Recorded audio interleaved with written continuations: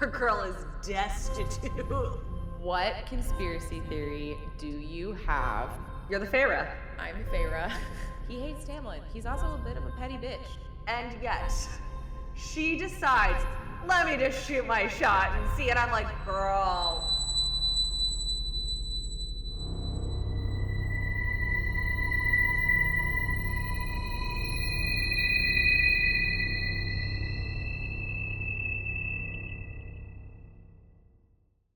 Hi, friends. Hello. Hi, welcome back. Thanks for coming back to another episode. Woo. Woo-woo. How are you? I'm good. I'm excited. There's a lot of stuff to chat about. How are you doing? I'm doing great because this is like truly one of my favorite parts of this book that we got to. Oh my god, I'm so happy. I'm also I feel like this will just like jump into the Cauldron, our Cauldron Save Us. I have two. The first is Happy Pride Month. Yay! Happy Pride! Whoop, whoop, whoop! Get to be super gay this month. Yay! I feel like this is like, for every queer person, this is like the moment in the Avengers when Thanos gets all the Infinity Stones. We're like all charged up. And hey, they're rainbow, so there you go, like on theme. I love that. I love that so much. Like, I've collected all my gayness. I will now ignite. Oh god, truly that's so good. I love that. Truly. So yeah, happy Pride, everybody. Whoop, whoop. Yeah, it's an interesting year. Yep. I think for Pride, but I think it's more important than ever because of it. I think we're in times where like experiencing queer joy is both more personal and more radical than ever these days. Yep. Go out, have fun, party, but also don't forget the first Pride was literally a riot. So led by trans women. So love that. Embrace everyone who is part of the alphabet mafia, as I like to say. You know, it's not just about gay people. It's about our trans siblings, our queer siblings, our non-binary siblings, everyone. So yeah, just want to say happy Pride. I feel we'll get into it. I feel appropriate chapter. Yep. For every chapter. Because this chapter, oh my god, the Suriel readers who haven't read ACOTAR, you'll see as you go along, the Suriel is very queer coded. Yeah. I think I've made it. I think I may have said this to you before, but I'm going to state it for the record. It is my official mission as of now. I am making the Suriel the new Babadook in terms of how the Babadook was just embraced by the queer community. I think the Suriel needs to have that moment too. Yes. And I'm just going to start a rumor that the Babadook and the Suriel are now dating. So that way we get the ball rolling. God. Suriel's in the Throuple with the Babadook and Pennywise. So that's my headcanon. Oh my god. Would you imagine though? Why am I, like so scared but like excited all at the same time? Well, because that would be horrifying. Like if that were really to happen, if you were to like in Feyre's style, right, go into the woods and like I can't. I don't know why you'd want to trap all three, but like I think it'd be more of a stumbling upon. You would first be terrified. You'd be like, oh, I'm gonna die. But then they'd be like, oh, come and kiki with us. Like, you know. Oh my god. Ariel, your brain is just like the best. I love you so much. I love that this is something you have thought of. I've thought too much about it, I think. Yeah, clearly. Wow. Why do I like really want to sponsor like a graphic novel of this happening? Well, Mother Mass has written a graphic novel before, so this is possible. Oh my god, you're so chaotic. I love it. Did you have another Cauldron Save Me? Or was real quick, the film Love of My Life, David Lynch passed away back in January. And this weekend, I got to do something really cool. There's this awesome, I guess you would call it like an organization called Cinespia down here in LA. And they do screenings of like already released movies at really cool venues. One of which is the Hollywood Forever Cemetery. Mm-hmm. And that's also where David Lynch is buried.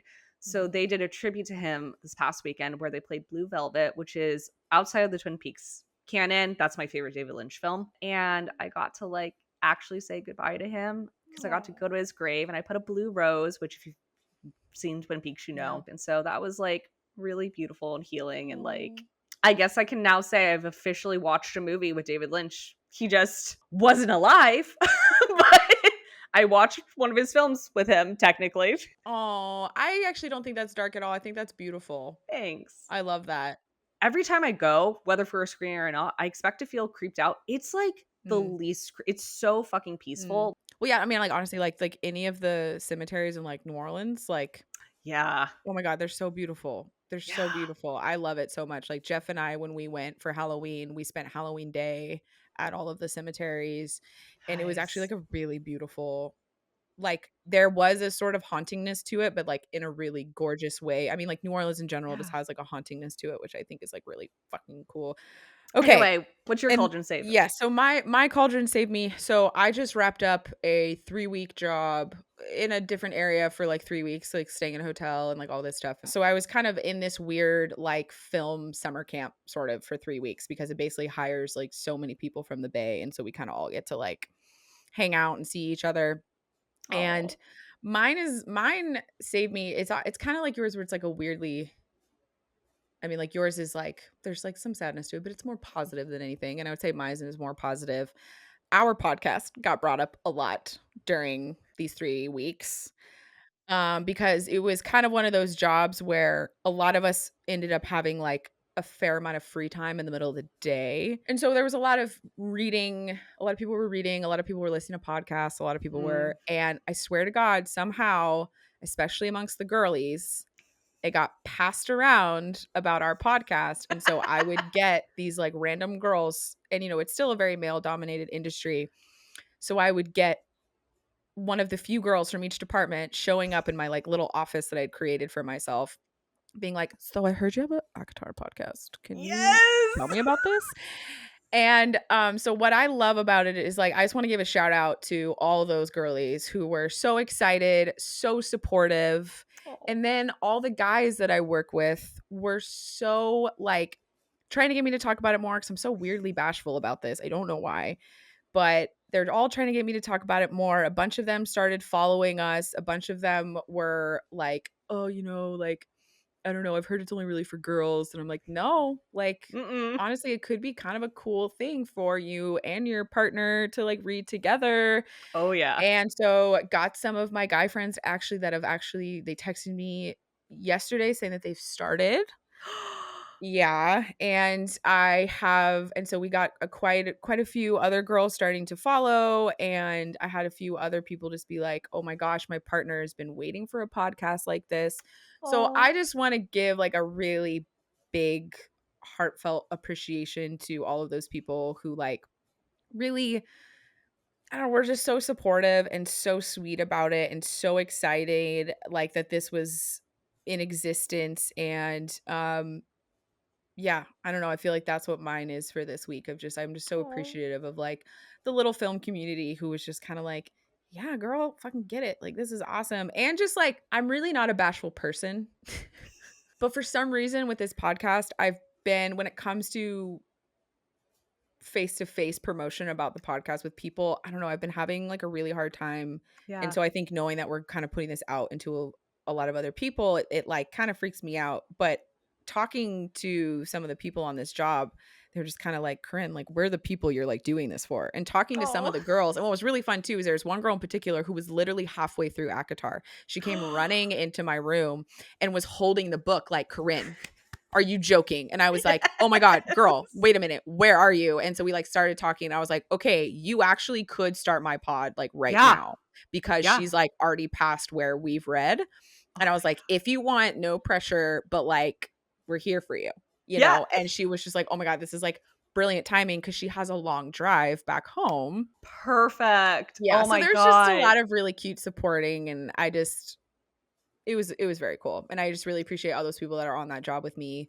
I know some of them are going to hear this episode. So thank you guys. Thank you so much for the support. Yeah, it's really cool. Hello, Corinne's friends. Yeah. Nice to meet you. I love that. And like the San Francisco film community is so fucking rad. Like It's really special. it's Yeah. it's so special. It's very tight knit, and I think that's Hmm. what makes it so special is like you come up with people and Oh you yeah. really get to know them. Like I still have like so many friends up in the Bay who who I'm like, God, I wish we were in the same city and like Yeah. I could bring you on to like projects and stuff, and like hopefully one day that'll happen. But like I was like, my face kind of hurts right now from like smiling so much as you Yeah. were saying that, because Yeah. like I know exactly what you mean, and it makes me so happy, and like, oh, I love Yeah. it. So Oh, thank yeah. you. Thank you to everyone who was with Corinne this week who like started listening. Thank you to everyone Oh in my general who gosh, started yeah. listening. But also, actually, just to piggyback off like the film thing, what was really cool is like we were actually a hybrid of Bay Area and LA people. Oh, hell A yeah. lot of the time it tends to lean more towards one way. Like we'll be a Right. more majority LA crew and there's like 5 locals, and or it'll be like the other way Yeah. around. This one's like a 50-50, and this same job Nice. happens every single year, and it's the Right. same people who come back every year. What was really wild was like a lot of my male support came from like locals, and a lot of my Nice. gal support came LA. from the LA Yeah. girlies. But yeah, very cool. I love that. I know, Oh, me too. this is great. Bringing people together. One Faye smut book at a time. I know, right? I know. Someone made that joke and like 3 of us like attacked them. We were like, "It's so much more than that." And I was like, "My people." That's like the motto I feel of these books, is it's Yeah. so much more. It's so much more. Well, like what you're saying about the guys, Yeah. like Oh yeah, yeah. how I described it to a lot of the guys is I was like, "Honestly, if you're a fantasy reader, Yeah. it's good world building that eases you into some really fucking awesome sex scenes." Yeah. And Yeah, like that's truly. that's kind of it. Woof. So we covered chapters 14 through 16 this week. Going in real hot with chapter Real hot. 14 Real and hot. the Suriel. The fucking Yeah. Suriel. So like one of my favorite things like about the beginning of this chapter in general is just like the imagery of, because to catch the Suriel, right, she's been told that she needs to, right, it's Western Woods, grove of young birch trees, slaughter chicken. One of my favorite imageries is her running into the kitchen and stealing, like she even says like, a freshly dead chicken courtesy of the baffled chicken staff. Chicken staff is what I just said. Oof. Tamlin Okay. would have a whole staff just for chickens, so I feel. Yeah, he took what? Yeah, no, but the courtesy of the baffled kitchen staff. I just love this imagery of like Feyre just like running in and being like, "I'm just gonna take this chicken," and just like running out. Like it's just so, because especially since like she's probably like the first human woman they've seen in like a really long time, if ever. And this bitch is just like running around stealing chickens. Like it's so good. In my mind, when she catches the Suriel, I picture it because like obviously we're talking like just dead dangling chickens, Yeah, right? yeah, that's what I'm But imagining. in my head, when she catches the Suriel in the net or in the snare, I just picture it just like chilling, eating like a bucket of like KFC, like fried chicken, just like chit chatting with her. I'm like, God, I love that bitch. Do you have a biscuit? I'd love a biscuit with this. Do you have some honey for this? Like some exactly. hot sauce? A lemonade would really hit the spot right now. See, queer coded. Like, come on, queer coded. It's so hard. But yeah, like I love like the chicken. It's so good. I also really love that anytime Sarah puts Feyre in kind of like a new spot in the forest or whatever, there's always this little like Easter egg of like, oh, maybe I saw something like shining in the corner of my eye or blah, blah, blah. And she has this like 4 shining female heads by a pond. And if anyone's like a fantasy person, your brain starts really going where you're like mermaid, siren, like, ooh, what could this be? And like, I just think it's such a fun, it's what partially I think makes her worlds like so rich. And like all this stuff is I love those little gifts. Also, when she actually kind of starts thinking about the fact that these men that she's been hanging out with are immortal. Right. And she's really she goes into this while she's like running along looking for a place to like catch the Suriel, right? She does this very ADHD girl thing of like thinking about all of this shit, because she's thinking about the weather and she's thinking like, wow, like does it ever really change? Like this endless spring, like that would be really boring. And then she really starts thinking about, well, like, yeah, really boring if you're living forever. What do they do with all their time? And she's like, I would not want to be stuck in endless spring, and I would not want to be stuck in a manor the entire time.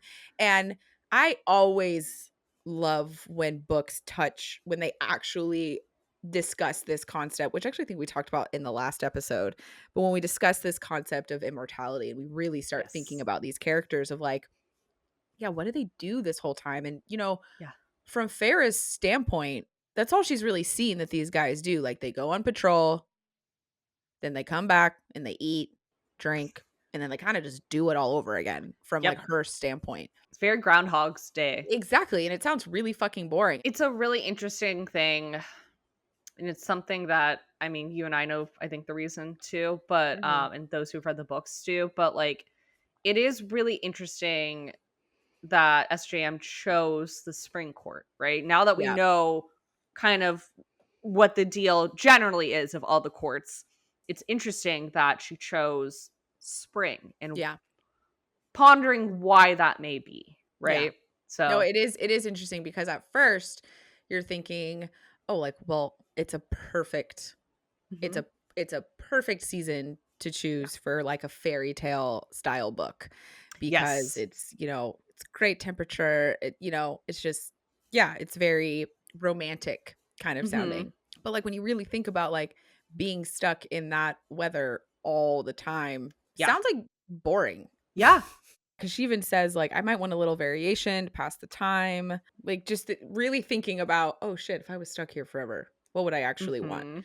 And then it's very obvious in the book that something is now coming, right? There's Mhm. this really beautiful, I have so many Corinne sound moments for this chapter in general. Yeah, this was a hard one to pick This from. was hard. And I think Ariel and I realized that a lot of like her director moments and my sound moments are probably almost like the The same same. overall scenes. Yeah. But the one thing before we really get into that I just wanted to touch on is like Feyre actually having this moment of being like, why did Lucien tell me how Yeah. to catch the Suriel? Which is something Because we wondered about last episode. exactly. We talked about this in the last episode and, there's scary stuff starting to happen in the forest, right? There's just like I just settled in again when a ripple of silence came toward me, as if the wood thrushes and squirrels and moths held their breath while something passed by. I knew you were gonna pick this. Ugh, so that's one of my sound moments. God, it's so good. But so this is really fucking scary. And so after that, that's when Feyre really starts being like, What's going on? why did he tell me? Did he tell her because he actually does want to get rid of her? Mhm. Did he tell her because he didn't actually think she would accomplish it? Did he tell her because he feels like she would and she deserves to know? Or is it this really weird test of her abilities? Like, I don't know, Right. it is very why? Why did he tell her? Yeah, I think, you and I talked about this. I think it was in the spoiler episode, but I think some of it's okay to talk Yeah, about here. I think Lucian kind of doesn't even I don't entirely think know he why knows he why. told her. Yeah. Yeah. I think there is a part of him that kind of wants her to die on this mission, but then there's another part of her that or part of him that wants her to get some answers to some things that Yeah. we can't talk about on this episode. I also think he's kind of a chaos queen. And I think there's Yeah. a little bit of him that was honestly just like wildly curious what would happen. Who's Yeah. just like, "Nah, Yeah. she keeps asking me all these fucking questions. I'm just gonna tell her." I feel like you never really know um how much Lucian has been drinking. Because it kind of That's a pops in and fair out. point. And Yeah. so I also like have this weird thought of like, was he also just like wildly drunk when she asked him? Because Yeah. it's, like, later at night when she talks to him, I'm pretty sure, and so it asks him this question, and so, like, I don't know. I also just love this idea of him kind of, like, waking up the next morning being like, "Fuck, what did What I did I tell do? her?" Whatever. Well, also remember that when he told her that, they both were mad at Tamlin. And Yes. so, like, I think we talked about in the spoiler episode last Yeah. week, like, there's a good possibility he did it, like, just to spite Tamlin. Yeah. So I think there's multiple So, reasons. yeah, that's definitely a possibility, but, yeah, so the sound moment, oh my god, just the ripple of silence came toward me. Ugh, it's so good. I love it when people use silence as, like, silence is a sound, y'all. Like, Yeah. it is a sound. One could argue the strongest sound. Yeah, and it's a really big thing, like, within music where they talk about, like, how long you rest, how long you Mhm. sit in silence before you bring in, the new note or whatever, and so I don't even really know how you would fully play with this because I think you and I have played with silence before, Mm-hmm. or like attempted to. And there's this weird thing where you almost have to do a cacophony of sounds before and after Yeah. your moment of silence to really make the silence like that noticeable. And so I Yeah. almost feel like it's because right now she's already put up her snare, she's already done all of that. She's just sort of waiting, right? Yeah.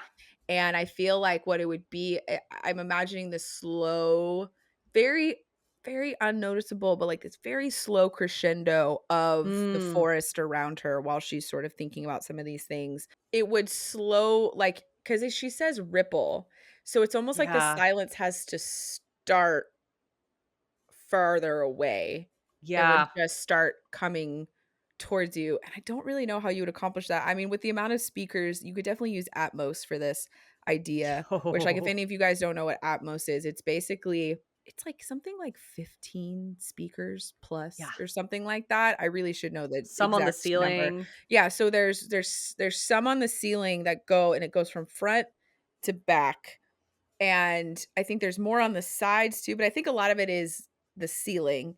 Yeah. And basically what it does is it just means you have more spots to move your sound around.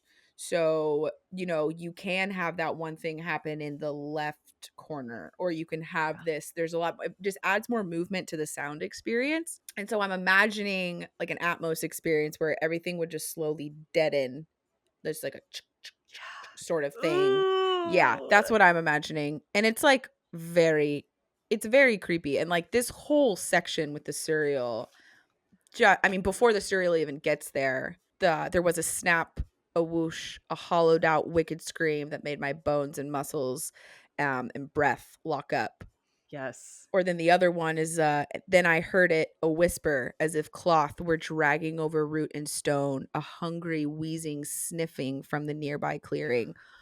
Oh my god, like that for me feels a lot of like a really important Foley moment of just like the specific material. And I almost feel like it says root and stone, but what I'm hearing is like when cloth gets stuck on like rough concrete, it's like a I don't even know how to gravelly, Yeah, it's almost like gritty. it's gritty. Exactly. Like that's what I would, but the fact that she says, then I heard it like a whisper, as if cloth were dragging over root and stone.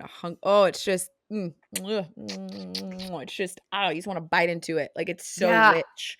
But then the other one, this hollowed out wicked scream made my bones and muscles and breath lock up. Like I'm just like, fuck, what kind of hollowed out?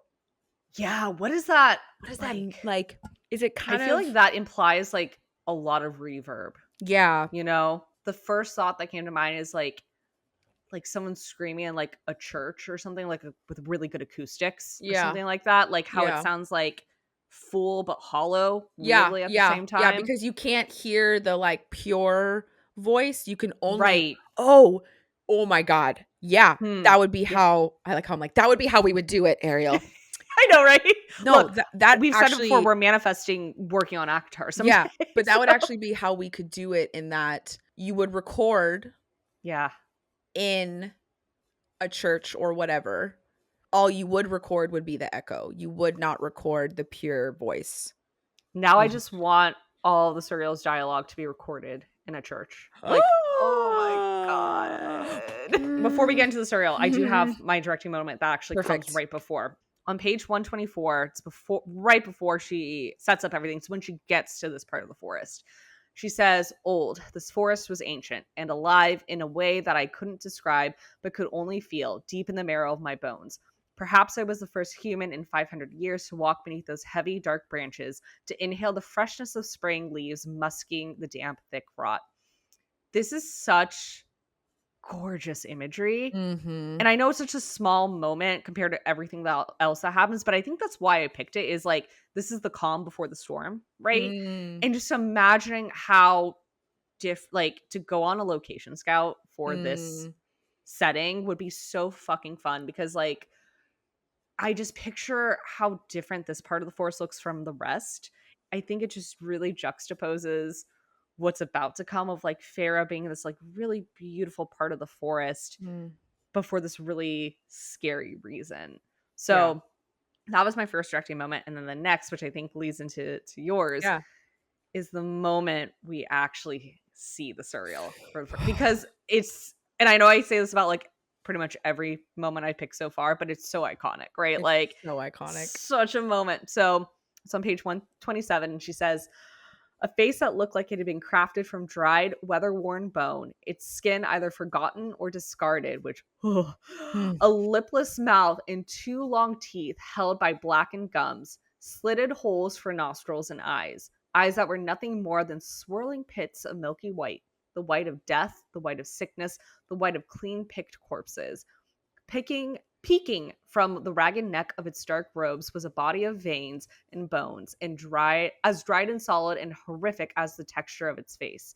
It let go of the snare, and its 2 long fingers clicked against each other as it studied me. Human, it said, and its voice was at once one and many, old and young, beautiful and grotesque. My bowels turned watery.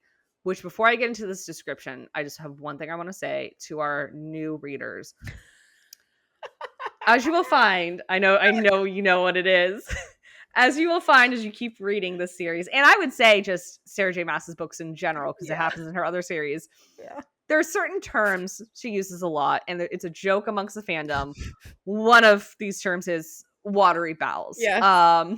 It is very common, so I think we need to have a watery bowels count. Okay. I was gonna say somewhere around here we're gonna put a number 1. Red number 1. It's our first one. It's so funny to me every time she talks about it, just because it is such a good description of she's basically saying I shat my pants, right? But in a but in a very different way. So that's our first watery bowels of the ACOTAR series. But this description in general, it is a horror filmmaker's dream.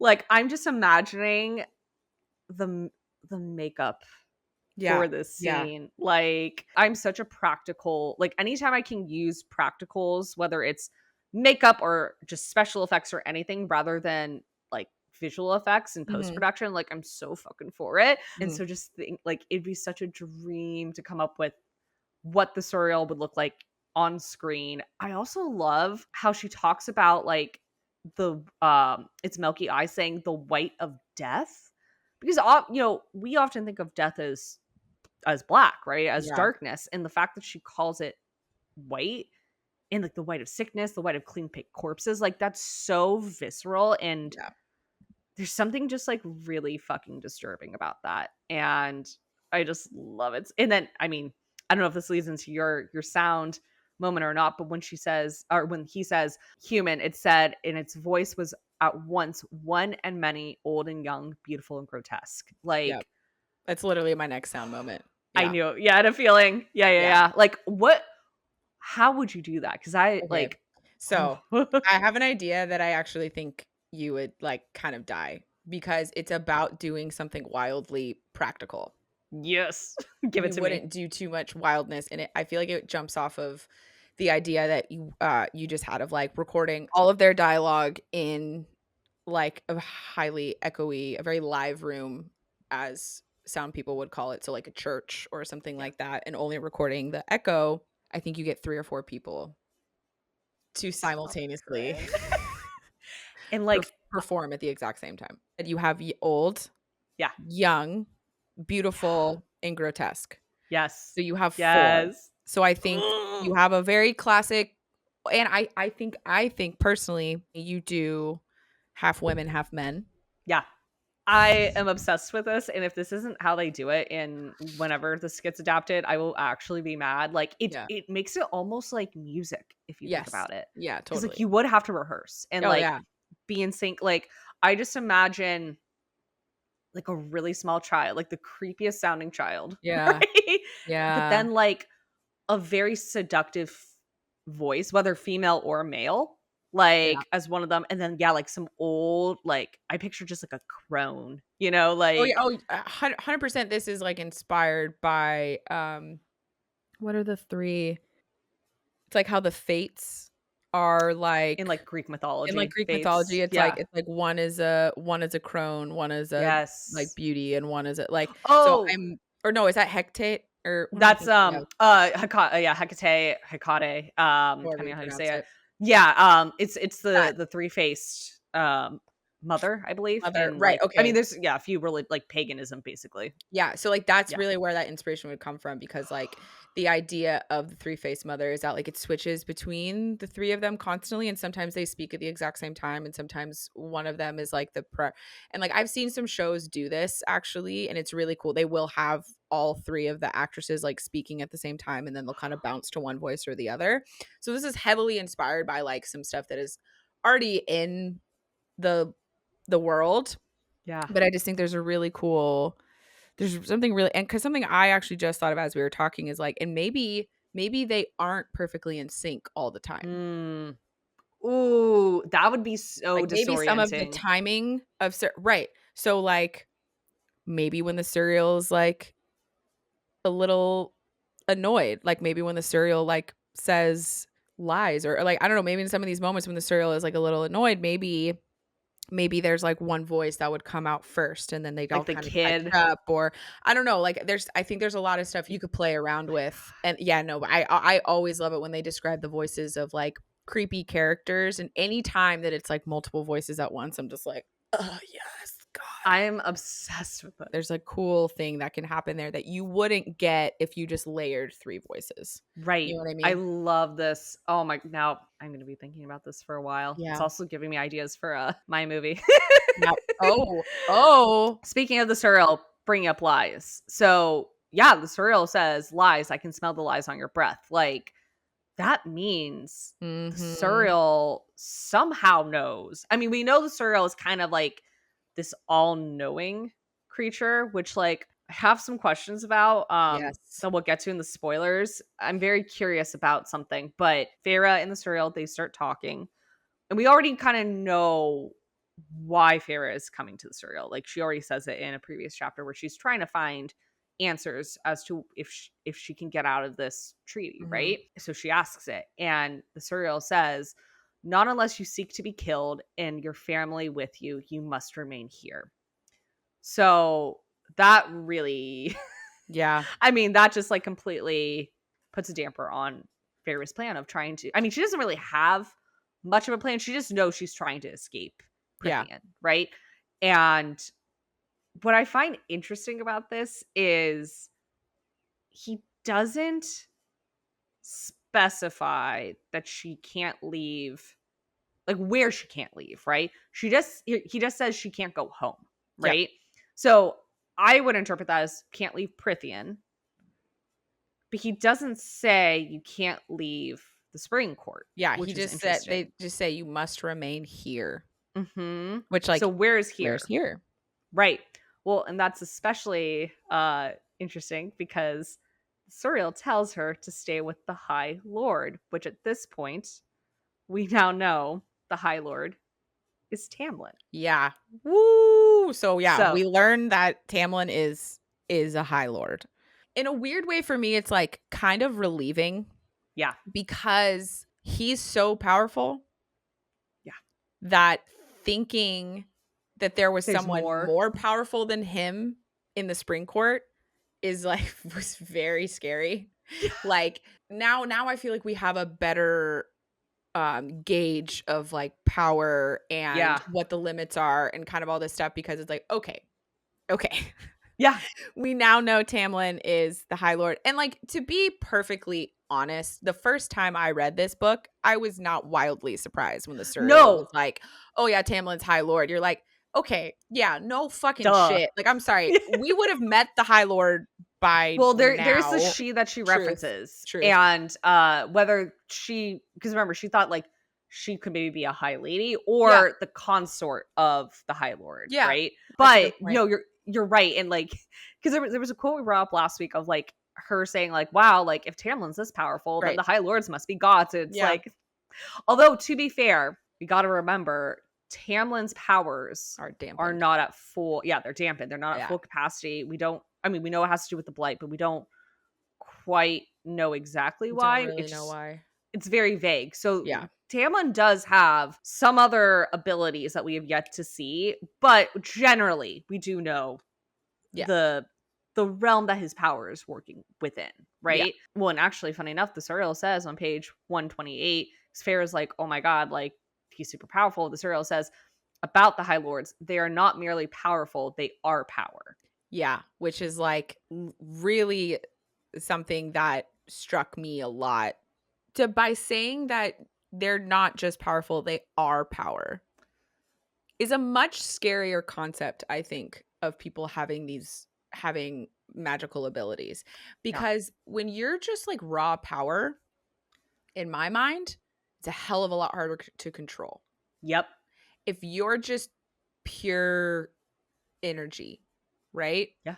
That's scary to me. Yeah. Like that, I mean, I think it could explain a little bit of why there's like kind of already an element of Tamlin maybe kind of flying Lack off of the handle control. a little bit. Yeah, and like Yeah. and I can only imagine if there's just this sort of constant like force like bubbling under the surface.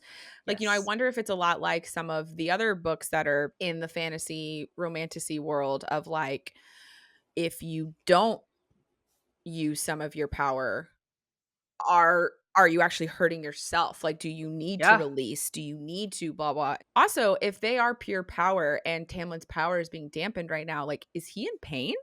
Like, Right. is it being taken from him? Is it being dampened? Yeah. Like, what's because if he's just pure power, what does does it feel like he's in a cage? Like what is Right. this? I don't know, I just feel like this statement there's a Ooh. lot of things yeah, I know there's a lot of I things never to thought about that. unpack. And also, if you don't want to unpack it too far, it's just a fucking dope ass, like, what a fucking gangster way to describe like a group of people like they are power. Like, you're like, fuck yeah, Power Rangers unite. Like, Yeah.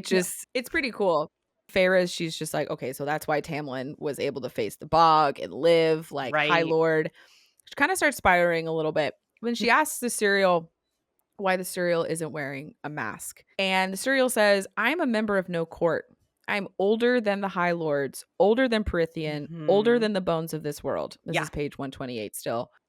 So what the fuck Whoa. is it? Whoa. Like, Exactly. well, and it brings up a good question of like, do they ever say the Suriel is a type of fae? Or Yes. They say that there are different kinds of fae that can do this, that can do this. There's even right. a type of fairy that will tell you all the question or answer all your questions or blah blah blah blah blah. So Yeah. the Suriel is grouped up into that. Well, I was gonna say, and this won't spoil anything, but if you've read Crescent City, you know there's just different types of beings. Yeah, They're called Vanir, and I feel like that would be a more accurate term for the Suriel. Is it's a type of Vanir. I would agree with that actually. Yeah, it doesn't feel like the Naga feel like Fae, but the Yes. Suriel doesn't. No. Whereas the Suriel is just a queen of its own. 100%. And like I just it was just that I'm older than the High Lords, older than Prythian, older than the bones of this world. Woof. Yeah. Okay. Okay. But yeah, it's just this whole just that answer from the Suriel just furthers the creepiness, furthers the vibe. Feyre starts asking more about this blight, right? Yep. And on pages 128 and 129, Feyre says, and what can be done about the blight that has spread in Prythian, stealing and altering the magic? Where did it come from? And the Suriel says, readers remember the phrasing of this. Stay with the High Lord, human, the Suriel said. That's all you can do. You will be safe. Do not interfere. Do not go looking for answers after today, or you will be devoured by the shadow over Prythian. He will shield you from it. So stay close to him and all will be righted. Feyre asks, where did the blight come from? Those milky eyes narrowed. The Suriel does not know, or sorry, the High Lord does not know that you came here today, does he? He does not know that this human woman came to trap a Suriel because he cannot give her the answer she seeks. But it is too late, human, for the High Lord, for you, perhaps for your realm as well. So that's quite a bit of Oof. information. I think this is again why the Suriel feels so queer coded, is like he's giving a lot of information while also Not. being so like Yeah. vague. Right? Yeah. There's something really weird about how the Suriel just keeps saying stay with the High Lord. That's emphasized a lot in this chapter. It's emphasized a lot. I also the whole like he doesn't know that his human woman came to trap a Suriel. And just like right now where we Phrasing. are reading this, we're like, okay, shit. So Feyre is Tamlin's human woman. Like, what the Mm-hmm. fuck? Like, this is like very intense. I also think it's really interesting how the Suriel says he will shield you from it, so stay close to him and all will be righted.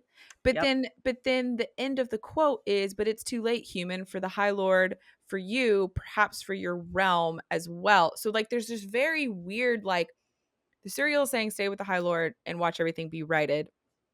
But also, It might be too late. and you're just sort of like, Yeah. okay, wait, what? What? And yeah, again, it's almost like it's exactly what you just said of just like it's a lot of information while also not a lot of information. Feels very prophetic in a way, the way that Yeah. the serial phrases it, Yeah. which isn't to say it is prophetic, but it's saying it in a way that feels that way, you Yeah, know? no, it absolutely feels like some kind of prophecy that the Suriel is like putting upon her. Yeah. It feels like the Suriel knows way more than it's saying, but also feels like it doesn't. Yeah. So there's kind of this like constant sort of back and forth of like, How much you actually know? yeah, it's a classic thing in fantasy where if there is ever a character who will give you all truth or answer all questions, the wording of your questions is extremely important with these characters. Like the Mm-hmm. Suriel even says, like, be more specific, human, be more specific. I know I know a good many things about the High Lord of the Spring Court, and that's how we Mm-hmm. even find out that Tamlin is the High Lord. But it's like I think in this first read, you know, really just try to pay attention to like how things are answered, Yeah. how Feyre asks certain questions. Don't try to decipher it now. Oh God, no! You're not supposed to be able to You understand won't. this. No, it's No. intentionally vague, which is Yeah. why I think it's hilarious when like she asks a question about Tamlin and he's like, "Be more specific." It's like, "Bitch, you be more specific." Yeah, I Like, know. okay. Okay. Yeah. But the other big thing we get in this chapter is we learn about this guy in the King of Hybern. Yeah. It's important in this book for sure. It's going to be very important for later books. So this is I'm not going to read the whole thing because it's a pretty big chunk, but it's on pages 129 through 30 where the Suriel describes what's going on. So what we need to know is there is another fairy kingdom called Hybern that's across kind of this narrow sea. If you look on the map, if you have a physical copy of the book, you'll see where Hybern is. And we learned that this guy who rules over it, he's not a high lord, he's a king. Mm-hmm. And that's big because Prithian doesn't have kings, they have Yeah. high lords. We also learn that the King of Hybern is not happy with the treating. Yeah. And specifically because he's not happy with the fact that High Fae are not allowed to rule over humans. Mm-hmm. And he's like really upset he has to stay on his island. Like that's part Yes. of the whole thing is like he's supposed to stay over there. He's not happy about Yes. that. No, he's very salty about it. It's not explicitly said. Kind of, I guess it is. The King of Hybern is very pro-slavery of humans. Yeah. So just keep that in the back of your noggins for later, I would say. Yeah. I mean, but I think one of the really interesting things is that like the Suriel basically tells us that this king has so actively disliked this treaty that he has sent people over to infiltrate the courts Yes. to basically try to undermine this treaty. And like this is one of the things we also that is like a really big theme within anything that has to do with Fae is that like they're immortal, so they can play the long fucking game. Oh, Like yeah. the Suriel literally says 100 years ago he sent his most trusted warriors, his commanders. Like Hybern knows like he can take a millennia to do this if he really wants because he's probably still going to be alive. So it's like this long game concept of like this infiltration of the courts, which I think is like a really scary concept for Feyre. Like she's the Fae world is opening up to her. She's learning so much more of the intricacies. And also in Feyre's mind, the scariest Fae she had to deal with were across the wall. Right. And now it's like, oh, no, honey bear. There's a whole other fucker who actually is worse than these people. And that the blight somehow has something to do with this plan or else the Suriel would not be bringing this up.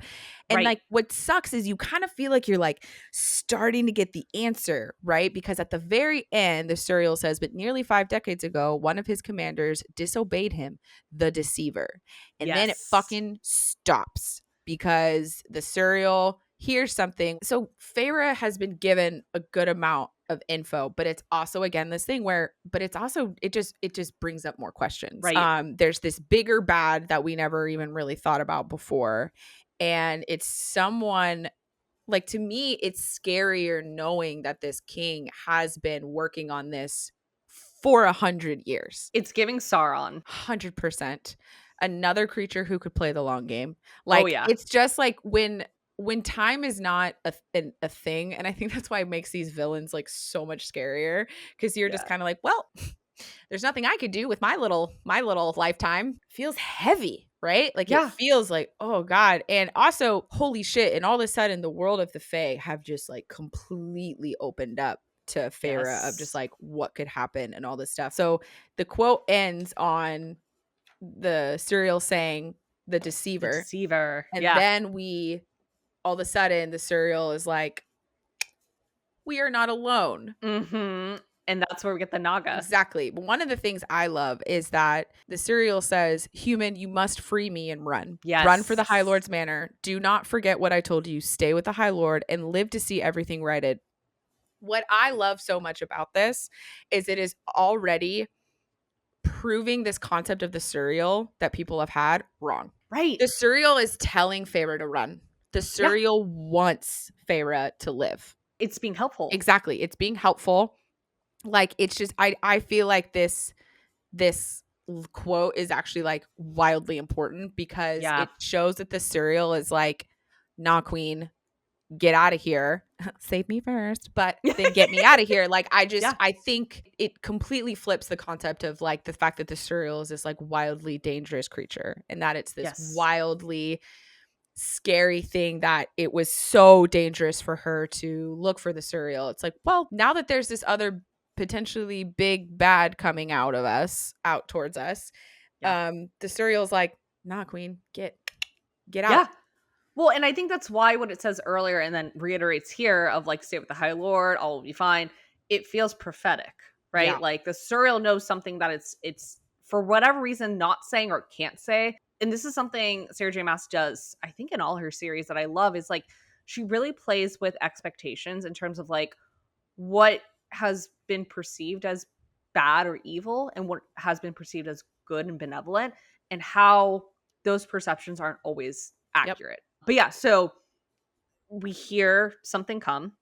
The Suriel says that it's this other type of fairy called the Naga, and says that they're fairies made of shadow and hate and rot, which, like, that's so, like, what does that mean?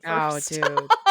And I think what's funny is like you said, like, we've just had this big info dump where the fairy world is broadening. We're learning about all these political power moves that have been made and are currently being made by these big I mean, literally a king, right? Yeah. Which to me is so much scarier. Yes. But then you get like the physical embodiment of fear. Ooh. Stalking them. Tamlin is this wildly powerful creature. We now know that he is the High Lord, but he's pretty. Yeah. Show me a fairy made of shadow and hate and rot. You are immediately going to be terrified of that. That's scary. And I think it kind of goes into a little bit of what you said a bit ago, of just this perception of when you look scary, you are scary, right? When you look evil, you must be, because it is kind of wild. I mean, she doesn't know the power of the Naga yet, but it's just like, it is really interesting. Like the fear. I mean, and she's scared of Tamlin, but it's a completely different, like, this is like death fear. This is nightmare fuel, you know? Right. Well, and I think this perfectly kind of like segues into chapter 15, because something I realized I didn't catch the first read. So first, before I get into that, Feyre releases a Suriel, like it asks her to, which I think speaks a lot to her character and a lot to the Suriel's character as well. Kind of like we were saying, even though it's scary looking, she's been warned about it. She sees it doesn't seem to be evil. And I think that's why she releases it. But then, because she releases the Suriel, she loses some time for her escape, and the Nagas surround her. Yep. And I realized this is the scene in Beauty and the Beast when Belle goes into the woods and is surrounded by the wolves. Yep. And the reason I bring this up is because, like we were saying, with like Tamlin's powers in comparison to like the Naga or Mhm. creatures like it, the Naga, while clearly powerful and scary, they're wolves compared to Tamlin and presumably the rest of the High Lords, if what the Suriel says is true about Yeah.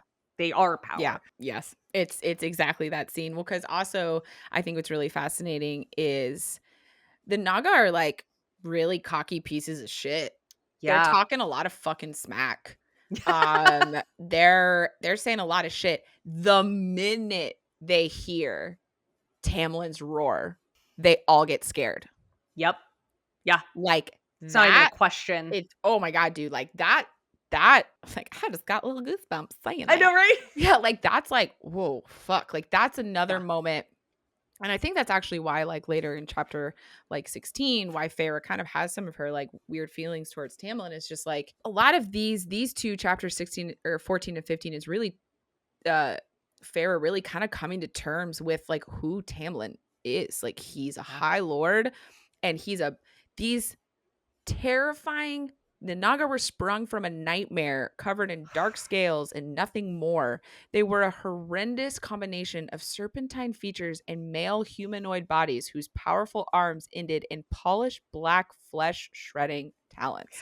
That's fucking terrifying. That is so Yeah. scary, but they're scared of Tamlin. Right. Holy shit. They reference someone that they call the Dark Mother. They say Yeah. the Dark Mother has sent us a gift today, brothers. I think also what's important about this quote is it is reiterating the importance of the Suriel because they're calling the Suriel a gift. Yeah. They're gonna eat Feyre, Right. but the Suriel is a gift. And Yeah. I think it's just another sort of moment of like, oh shit, like the Suriel is like kind of hot shit. Yeah. And pretty fucking cool that the Suriel like clearly kind of likes Feyre. Like Yeah. there's just, a very powerful being. And yeah, so I just think there's a few questions in that quote. And it makes sense because the Suriel seems to have a bunch of answers. Like it Yeah. supposedly can answer any question that you have, Yeah. which I have some questions about that because Yeah. like yes and no, it seems like it will answer your questions technically, but it's gonna do it in a very like Well, again, riddly way. it's the wording. Yes. You need specificity when Yeah. you're speaking to the Suriel. It's Yeah. also like if you've read any fantasy book where they talk about, bargains with fairies.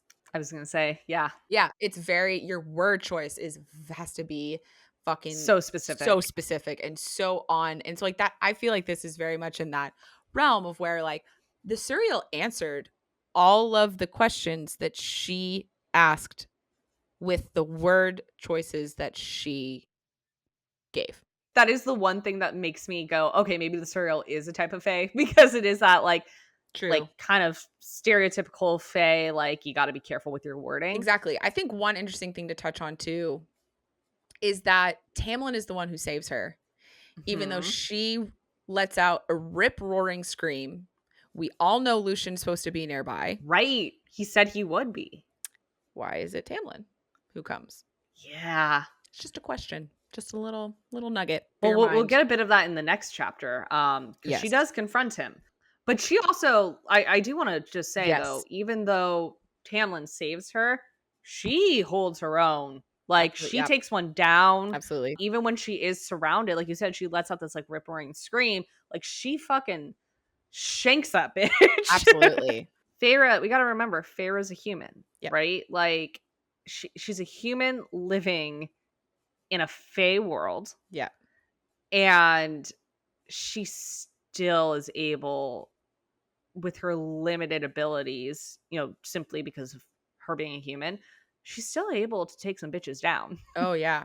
The rage or terror or wild instinct. I Yeah. don't know. I didn't think. I grabbed the knife in my boot and slammed it into his leathery neck. Like, I mean, yeah, it's a really good moment of like, and also she's even saying in her head, like, not like this, not like this. Like, I'm not Yeah. gonna die like this. And Yeah. it just also shows like Feyre, she's not gonna go down without a fight, no matter what. No. And no matter how fucking scary these creatures are, she has skills, she has abilities. Like she's gonna fucking go for it. She's And a I think survivor. also she's a survivor. And I think one of the things that I love too, that I think is interesting, is that when she describes the Naga in the very beginning of this chapter, she even says, the ones I would have been glad to kill that day in the snowy woods.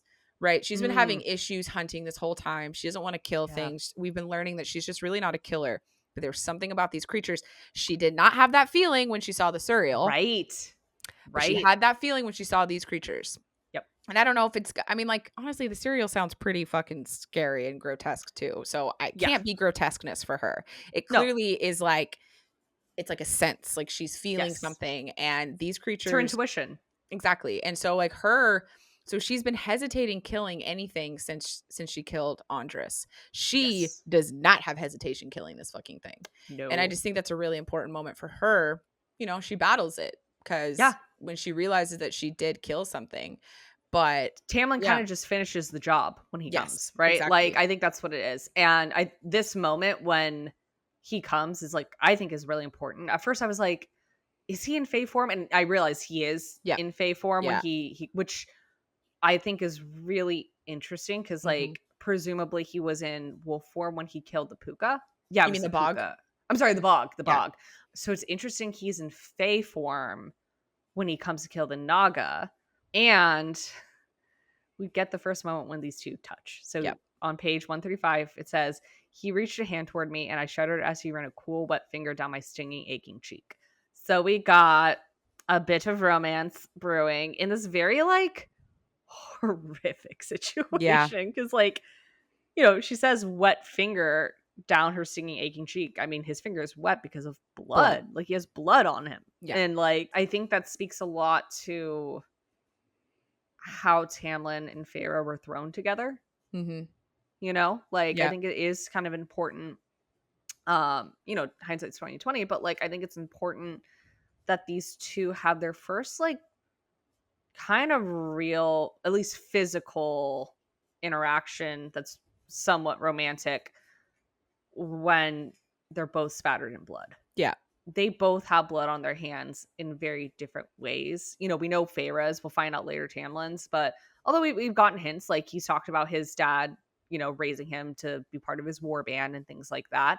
But it's these two people who come together over some really terrifying, tricky shit. Yeah. I do think it's a really big deal that this is their first real moment, because it's this moment of understanding of like, don't really enjoy having to do those kinds of things, but we can and we will if we have to. And it's too, I mean, it's what she's mentioned earlier in the book of like, maybe this is finally someone who understands being forced into responsibility, doing what you need to be done, but doesn't mean you're necessarily going to enjoy it. Yes. And I also think this moment is interesting too, because you actually, I mean, the touching of her face is very sweet, but you actually also realize that he's healing her with magic. You know, I didn't catch that the first time. Yeah, so it literally right after that line on the neck, or that quote on the next page in 136, the pain in my face and my arm faded, then vanished. His eyes darkened a bit at the bruise I knew was already blossoming on my cheekbone, but the throbbing quickly lessened. The metallic scent of magic wrapped around me, then floated away on a light breeze. Yep. So he's healing her. I don't think it takes away any of the importance of the moment of the touching her. No. I think if anything, this is a moment. Yeah. This is definitely a moment between them. And I think what's really difficult for Feyre is this sort of like appreciating the moment, but she's also like really scared of him right now. Yeah. Right? Like she's also like his animalistic nature, because it talks about how like the roar in the woods is still echoing in her ears. She takes his tunic and she's like appreciating his muscles, but then she's also like a purebred predator honed to kill without a second thought, without remorse. Like High Lord, this High Lord statement is constantly like coming into her head all the time. Like, I don't know, she feels this very weird, I don't know, it's like, it's almost like he looks like a new person, like a new being to her. It's almost like this is a completely different character. And what I think is really interesting is like, you know, they end up linking hands. Yeah. And she's like linked hands coated in blood. And she kind of starts being like, well, you know, like I killed too. Like, why am I so afraid of him? Like I killed and raged as well. And then she realizes he killed for her. Yes. I think a reason a lot of people and women in particular flock to romantasy is so much of modern romantasy is about women finding their own power and not Yeah. needing to be saved. Yeah. And we have this moment, this very interesting moment where our female protagonist is saved. Like she Yes. is explicitly saved by a man, Yes. which I know certainly for me brings up a lot of feelings. I think for a lot of people it would as well. Mm-hmm. I think it really starts defining a lot of what Feyre and Tamlin's relationship becomes, Mm. because we have to remember Feyre comes into Akatar kind of already a warrior. She Yeah. has A fought little. for Yeah. most of her life, and not just to survive on her own, but to make sure her family survived, Provide. to provide. And for the first time really ever, someone is providing for her Yeah. and fighting for her and Yeah. saving her. And I think that's why it's a lot more palatable, I think, than like if some, if she were if this were Beauty and the Beast or any other Yeah. kind of like princess, you know, Yeah. story, it would feel icky, Yes. right? By today's standards of like, well, this man is coming and saving her. But then you remember no one has ever really allowed her to be the one to be taken care of. Yes. So it actually feels kind of nice. Yeah. It's not just boy saving girl. It's Yeah.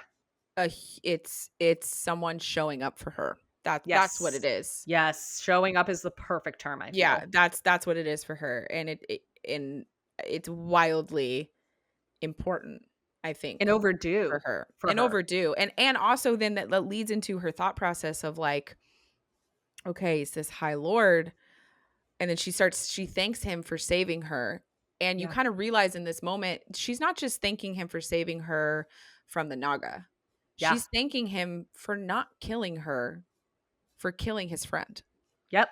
And it made me realize, like, did he possibly sacrifice more by saving her from the treaty Mm. because he is a High Lord? Yep. Like, Yep. making that choice, did that actually potentially put him in more hot water? Or on the completely opposite side, Yeah. is it why he had the balls to tiptoe that loophole because Yeah. he is a High Lord? It could be It both, it could go honestly. either way there. It could go either Yeah. way, but either way, she's realizing like, wow, this is actually even a bigger deal.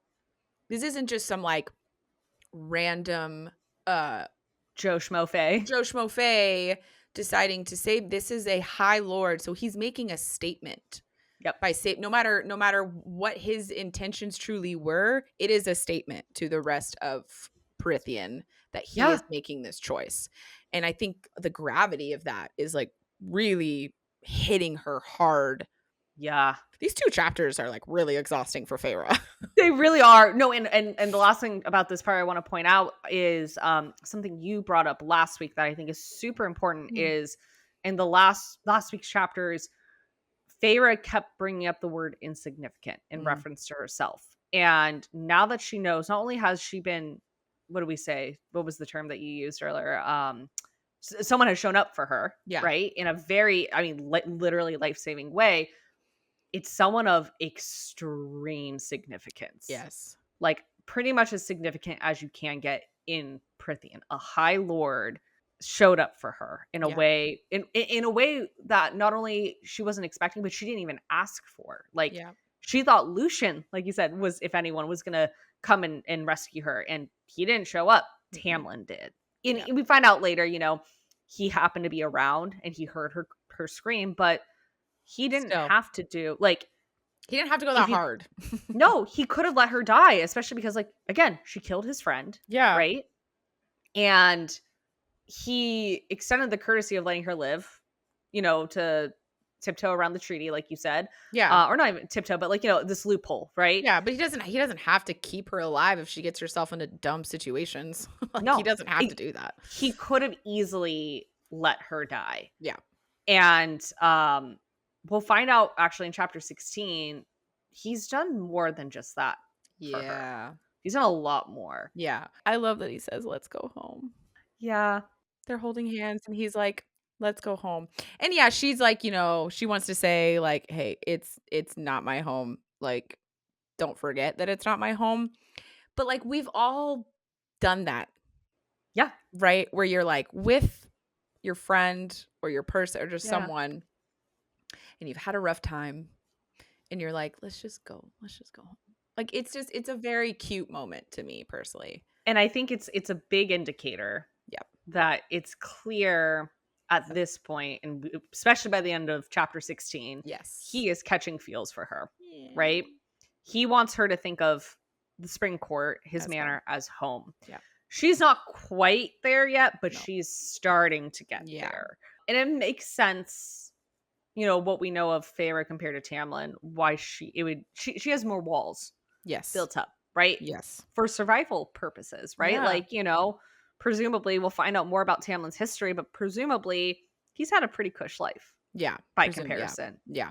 We'll get into that a little more later, but like at the bare minimum, he never had to deal with poverty. He never had to deal with like, Yeah. you know, some of the, like having to hunt to provide for his family, like Yeah. Feyre has. So it makes sense why she has more walls, and why, even though he clearly does too, and like again, it's not like kind of what we talked about before. It feels like very high school of like, I don't Yes. want to admit that I have a crush on her. Yeah. Like, Yeah. but he's definitely starting to show it more than she is. Yeah. But then we get to chapter 16. Mm-hmm. You have this cute little moment between Feyre and Alice. Alice is like cleaning her up and brings her some hot cocoa.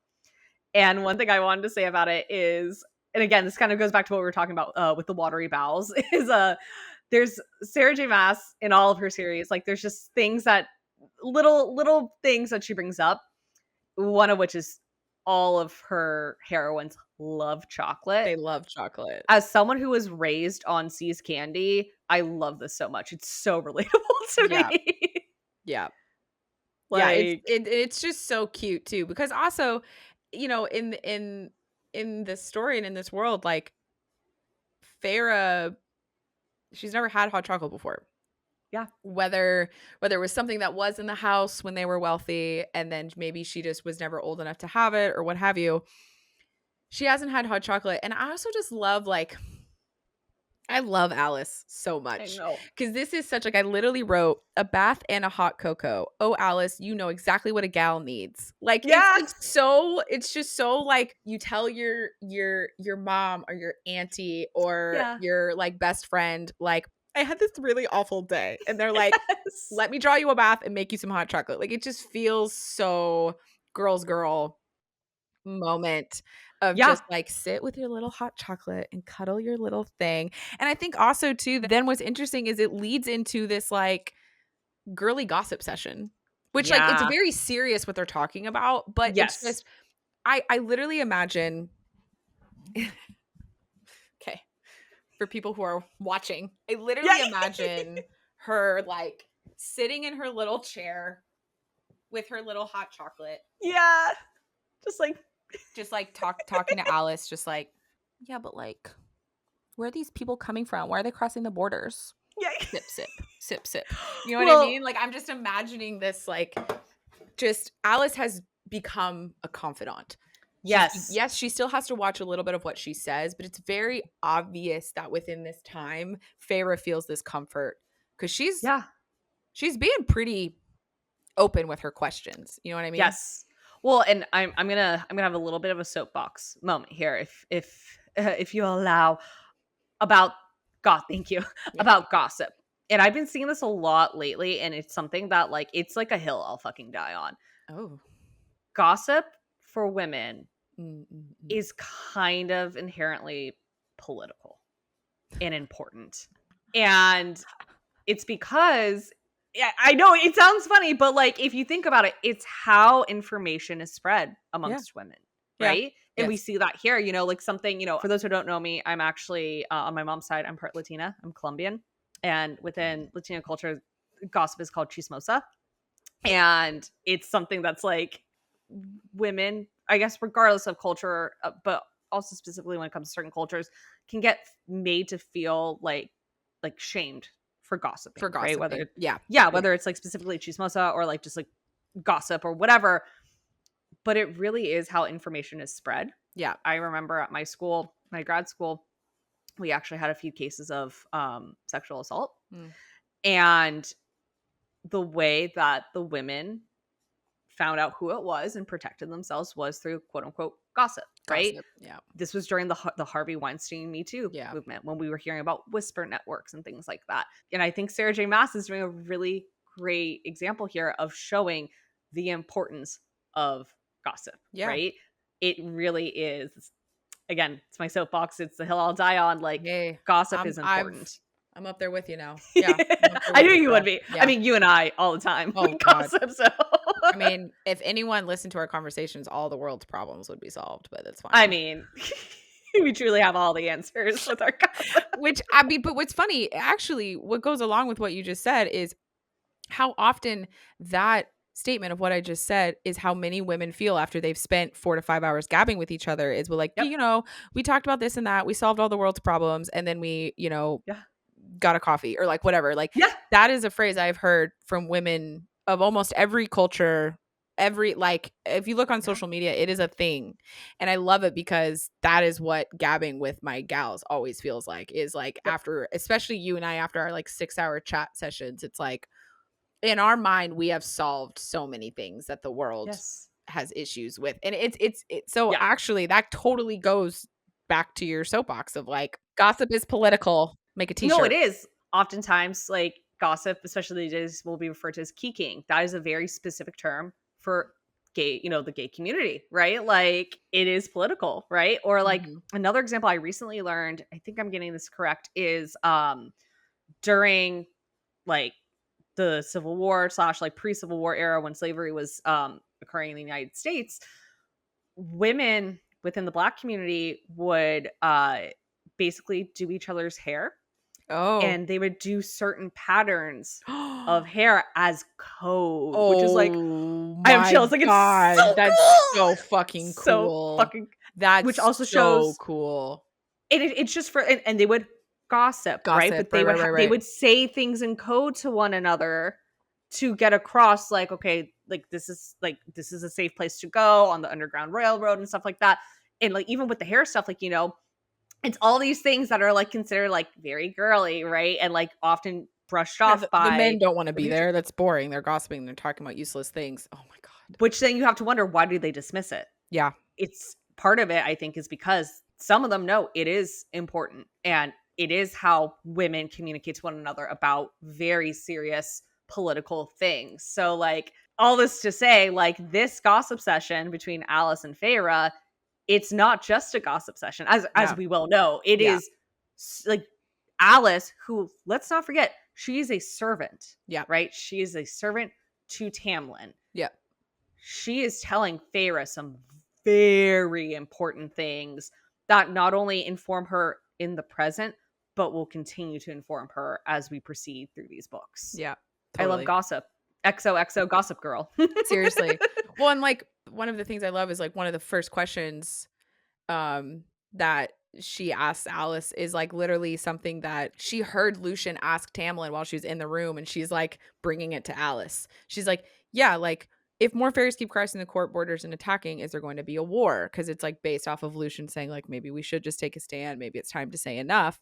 That moment with Lucien, maybe we should just take a stand. Maybe it's time to say enough. Yeah. That brings a lot of questions into play here, because you're kind of like, well, wait, there's something to stand up against. Is it just that people aren't protecting their borders? Is that the thing that's enough for you? Or like, what is the, like, really, What are we standing up against? exactly? And it's, I mean, honestly, as a reader, if you're a first time reader at this point, I remember being like wildly annoyed by this point, because I was just kind of like, okay, what the fuck is going on? Because also, you just learned this thing about Hybern. Are we wanting to stand up against maybe like Hybern's spies?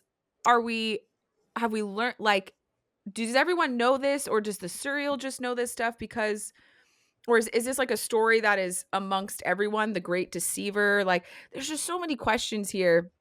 And these little snippets of info are just like wildly annoying. And like, honestly, Alice is not greatly helpful in it. She No, she really is tells her just to like, stop the asking. less you know, the better. Yeah. Let Lord Tamlin deal with it. He's the only one who can. And you're like, okay, Yes. I know he's fucking powerful. Cool. But like, what the hell?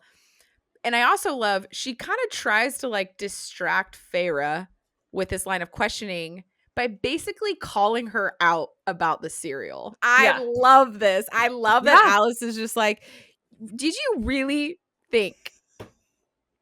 A human woman. Well, but like, she's like, first of all, you didn't think I noticed this.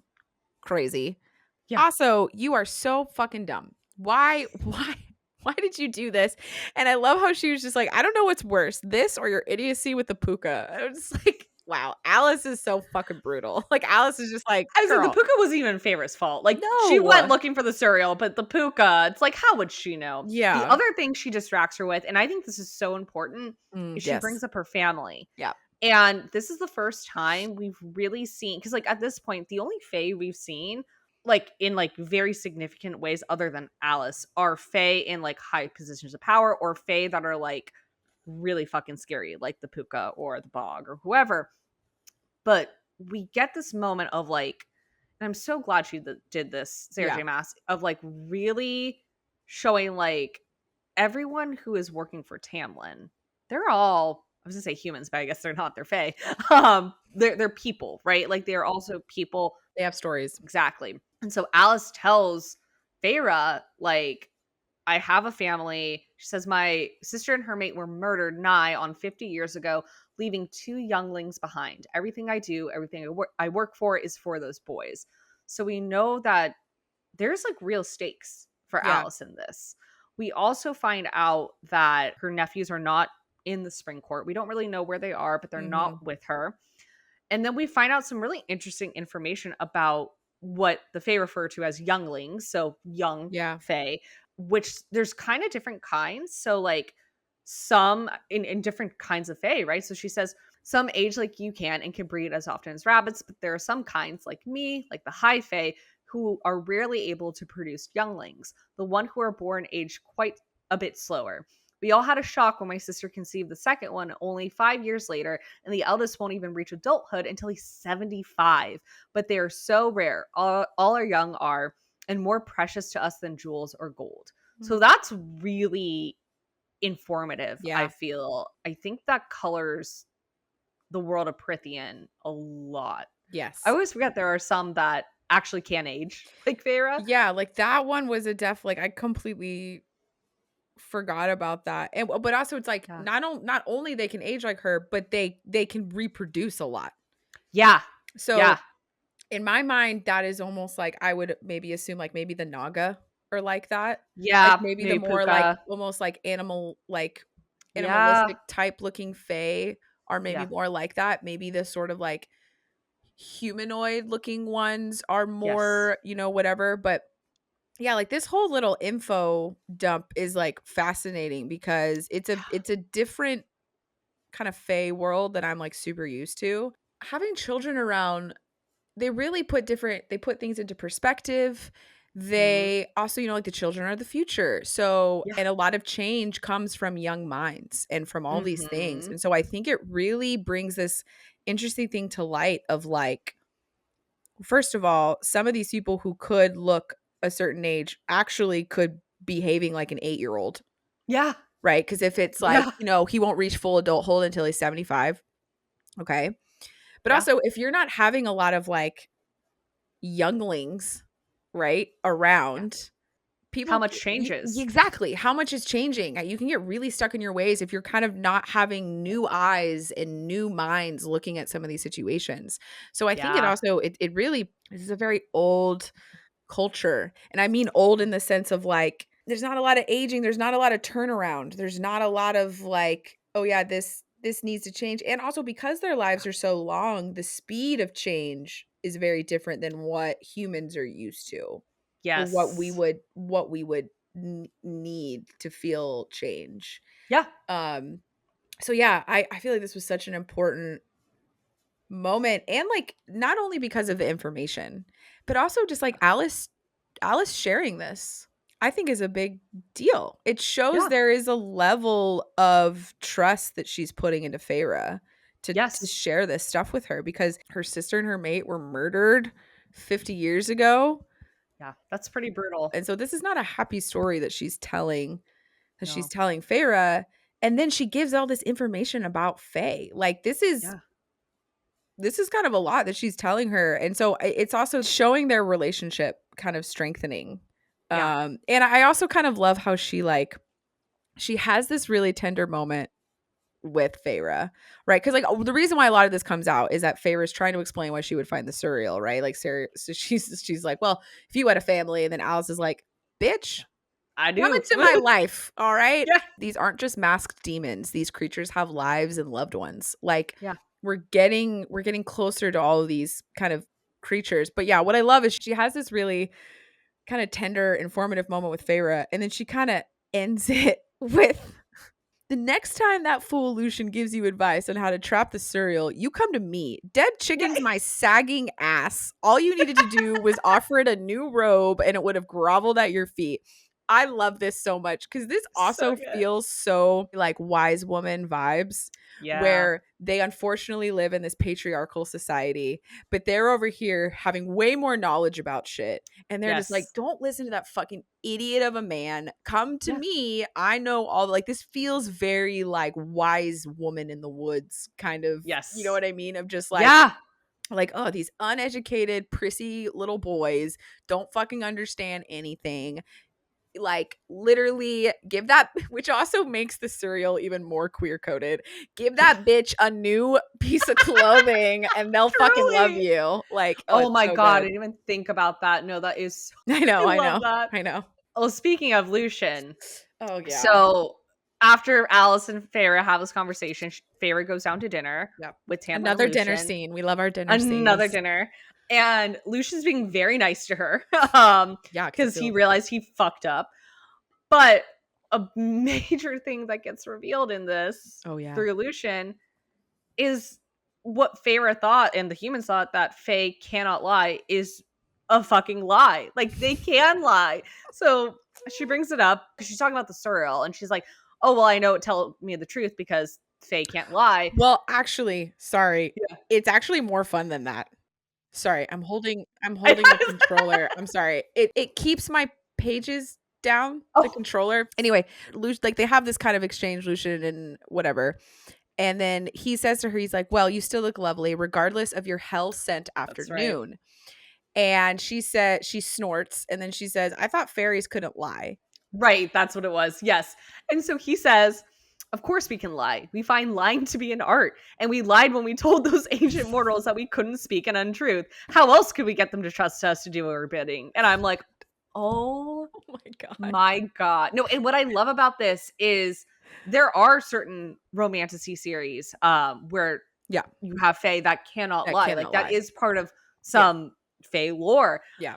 And so I love that Sarah J. Maas kind of like did a gotcha on us, you know, like, oh, you're probably familiar with some of this. Guess what? It's all a lie. Yeah. It's literally a lie. Feyre goes on and asks about iron, and Lucien says, doesn't do us a lick of harm, only ash, as you well know. So it's like, damn, like these humans, and it's not even really their fault, right? No, Like, it's not. he admits the Fae lied to them. When you think about it, you're like, oh, fucking of course they would. Like, Yeah. they're not gonna tell them, they're going to feed them lies. Yeah. Like, and it's kind of the best and cruelest, like, again, gotcha, because it's like, God.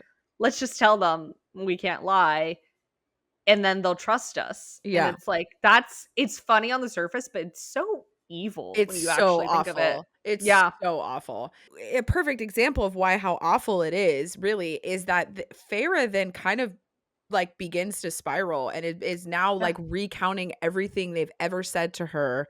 Yep. Even though they say we've never willingly lied to you. Right, which I actually think is a really important moment. It comes from Tamlin, and because he can clearly tell that she's very upset about this. He literally says, we've never used your misinformation against you. We've never willingly lied to you. And like, Yeah. it's clearly very important to Tamlin to tell her this.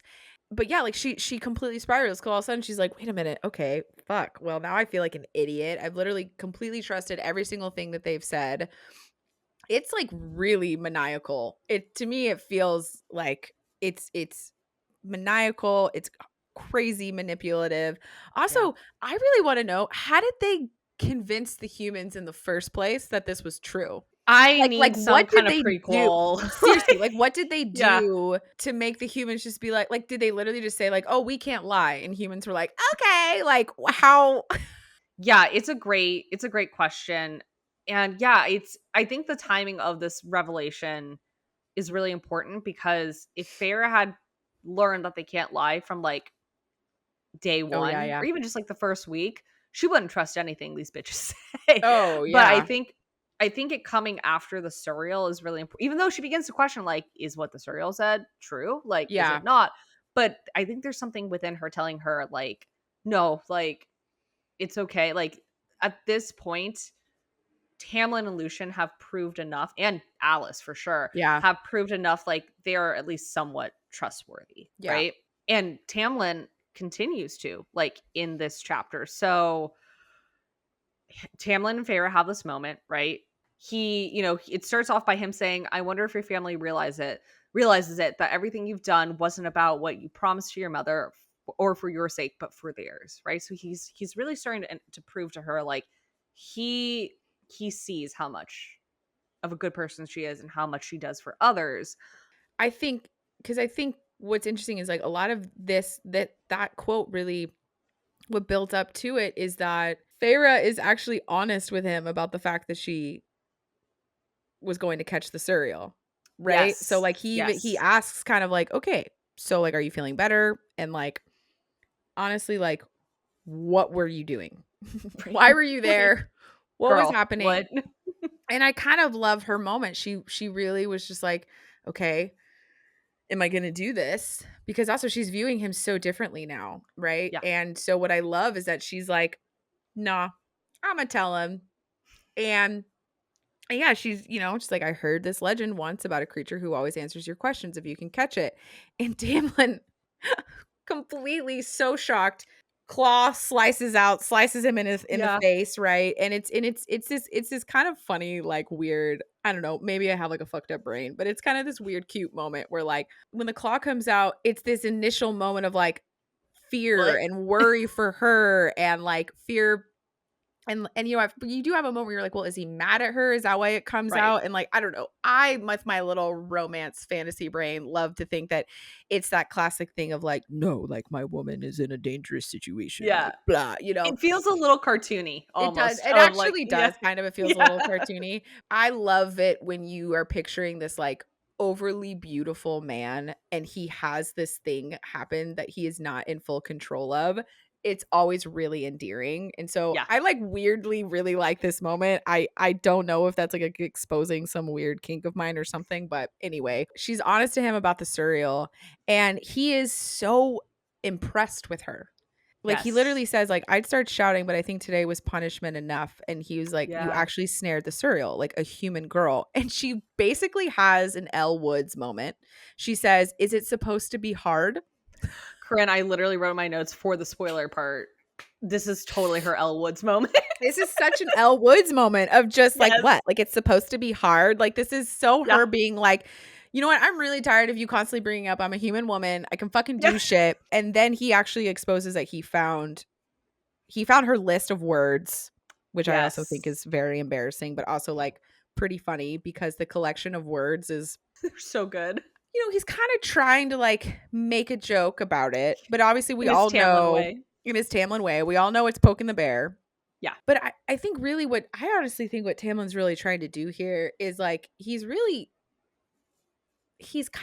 talking to her in a less like measured way. I He's feel like trying to he's break the being, yeah, ice. I feel like he's being a bit more free flowing. He's kind of like, I don't feel like he's like checking himself that much. I feel like he's just kind of Yeah. trying to talk to her. And so he's extremely impressed with her. He wants her to start thinking about this idea of, do you really think your family like understands? Because he, as a high lord, is impressed that she caught the Suriel. And he Yeah. knows this isn't the first impressive thing that she's done. Like, I think at Right. this point he holds her in pretty high regard. Yes. Yeah, and so I feel like this quote that you said, the like, I wonder if your family realizes, like, I feel like it's kind of this moment where he's just like, do you like, have you ever actually sat back and realized like how much you've given your family? And what I think is difficult for Feyre is I think Tamlin ends up saying a lot of stuff about her family that I think she herself has thought, but it's that Yeah. classic thing where you can say it like I could say something bad about, you know, Yeah. my sisters, but Yep. you can't. But even before we get to that, you know, he kind of raises her hackles a little bit. And you know, and then he even offers to like help her, you know, like I can help you learn how to write and all this stuff. And Right. she's like, what the fuck? Like, what are we doing right now? Like Yeah. your your way of trying to ask me if I want your help is by showing me the letters, the words that I wrote down, which in you know, we all know Embarrasses she wrote them me. down because they're words she don't know. She Yep. doesn't know. And so this is like wildly embarrassing. And then the next thing he does is like kind of diss her family. And then he's like, "Hey, but let me help you learn how to write." And she's just like, "What the fuck do you want?" And he's like, "Well, like can we not be friends?" You know? And Yeah. then she's like, What can any of us be friends?" Which Well, and then then he leads brings up, into yeah. yeah, he says, like, 500 years ago, humans and Fae were friends. And that's actually, like, why do you think the humans survived? It's because Fae fought side by side with them. Yeah. So it's again, and it speaks so much to Sarah J. Maas's writing of like, you get these little info dumps in like very organic ways. It's Yeah. not just like, Totally, here's the totally. information. Like, so we learned that the humans and Fae were friends and they fought side by side with one another. And not just that, but like, even though Tamlin wasn't young, she asks him, were you old enough to fight in that war 500 years ago? He goes, no, I wasn't old enough. But if I had been old enough, I would have, against slavery, against tyranny.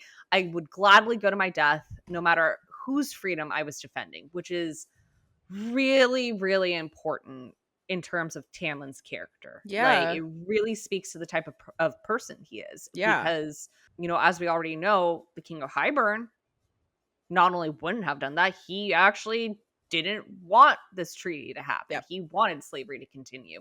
So I think it's really important that we know Talon is the type of High Lord who would have been like, not on my watch. Yeah. And I think also what's really important about this is when Tamlin says, like what you already said, but it's the how do you think the human armies survived as long as Yeah. they did? Like they fought side by side, meaning that there were a good chunk of fairies who were like, no, they shouldn't be our slaves. No, Yep. they should have freedom. Like Yep. it again, one of the things we love, it creates more of a gray area with the Fae. It means that Yeah. we cannot generalize on all of these creatures how they feel about humans. We Mm-hmm. cannot assume that every single one of them dislikes humans.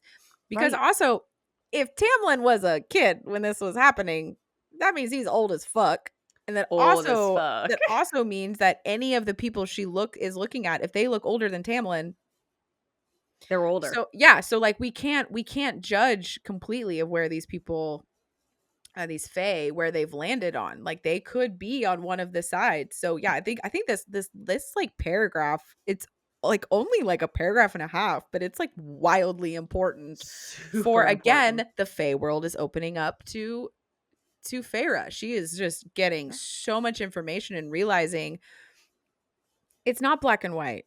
There's a lot more complications here. We also Yeah. find out another really important thing that's kind of a like, it's not, I wouldn't say a huge mic drop because we've already known her family's been taken care of, but we now know the extent. He says, for what it's worth, your family knows you're safe. They have no memory of a beast bursting into their cottage and think that a long lost, very wealthy aunt called you away to aid her on her deathbed. They know you're alive and fed and cared for, but they also know that there have been rumors of a threat in Prithian and are prepared to run should any of the warning signs about the wall faltering occur. And so Feyre says, you alter their memory. And he tells her, glamour their memories, like putting a veil over them. I was afraid your father might come after you or persuade some villagers to cross the wall with him and further violate the treaty. So we learn the full extent Yeah. to which Tamlin has taken care of her family. And it's not just financially, it's he literally made them forget what happened. And I think it's both for the purposes of like kind of erasing some of that trauma, because let's be honest, it was very traumatic, Yells. but also to prevent her dad from breaking the treaty. Yeah. And what's really interesting is Feyre, and this is so sad. Feyre says, "You don't know him. My father wouldn't have bothered to do either." And Tamlin says, "Yes, he would have." Like, he's like, "No, he would have." I understand why Feyre doesn't think he would at this time, Yeah. but I kind of agree with Tamlin. I Huh. think he actually, maybe not now, but I think Maybe later. eventually, Yeah. maybe a little bit later, he would have. I'm not sure. I'm pretty on the Yeah. fence on that, to be perfectly honest with you. And I don't know if that's just because, you and I have wildly different experiences when it comes to fathers. So it's just like, Fair. I mean, it could be like where you judge where you stand. I have absolutely no idea. Yeah. I know most of the time, because this is my fourth or fifth time reading this, I've been on Farrah's side of like, no, he wasn't gonna come. Yeah. He wasn't gonna Maybe come. not come, but like, I think what Tamlin says of like getting other people to go, I think he would have at least tried I that. think maybe he would have tried that. But I also think that this was a man who got really good at being willfully ignorant about Yeah. things. True. And so, but I mean, yeah, maybe one of his children being his youngest child being taken would have, made Buttercup buck up. Yeah. I don't know. I do think it's interesting that Tamlin is so like intense about this though, that he's like, Yeah. no, he absolutely would have come. And you're just kind of like, for me, I had a little bit of moment of like, homie, don't tell her what she knows or not. Like, Fair. she fucking knows her family more than you do. But then Yeah. there was this other end of me. I'm like, well, if he glamored them, does that mean that maybe he heard rumblings? Does that mean that Mm. maybe he saw something? Like, Oh, does he see, I actually have assumed. proof? I think we find this out later. He glamored them like then and there, like Okay, yeah. before So him and I Feyre mean, left. but yeah, I just always thought it was interesting that Tamlin was so like intense about this. Yeah. And what's so funny is like, she talks about the fairy arrogance, right? Like Yeah. and just like the violation. And what's so funny is my little like fantasy fairy tale reader brain was just literally like, girl, stop it. This is like the perfect scenario. This means that your family thinks you're fine. No one's gonna get themselves killed trying to like save you. They're taken care of. And you actually even find out that he told them just enough. About like if there's anything Yeah, with the yeah. wall, like Yeah, to like leave. she Yeah. literally says like, "Oh, like you truly warned them about the possible threat." And he was like, "Not an outright warning, but it's woven into the glamour in their memories, along with an order to run at the first sign of something being amiss." And so like in my mind, very fantasy. I'm like, "Yeah, okay, whatever. It's a little bit of a violation, but like honestly, it's like best case scenario. Like Truly. just like Truly. accept it because it's literally exactly what you've been wanting for your family, which was, "Hey guys, I'm okay. Yeah. And hey, there's this thing you should worry about." And he did that while they aren't like living in fear this whole time. They think So she's living this cush life with her rich with aunt. her rich aunt. So it's kind of this like, this is great. This is exactly what you want. And what I think is really interesting is she does say she's like very arrogant, but he had done more than I could. Yeah. And then we get to this moment where she says, "I truly had nothing to fret about, save for the fact that they'd probably forget me sooner than expected." It's such a Yeah. gut punch, bro. It really Because she's is. right. Like the minute you read that, you're like, well, yeah, now that they're not worried about you, now that they think you're good and they know they're okay, they probably will forget you faster. Yeah. And it hurts a lot. And she's like, I couldn't entirely blame them. But one of my favorite things about this is immediately she asks what's left for me. And immediately this bitch starts exploring colors. Yep. She's like, the firelight danced on his mask, warming the gold, setting the emeralds glinting. Such color and variation. Colors I didn't know the names of. Colors I wanted to catalog and weave together.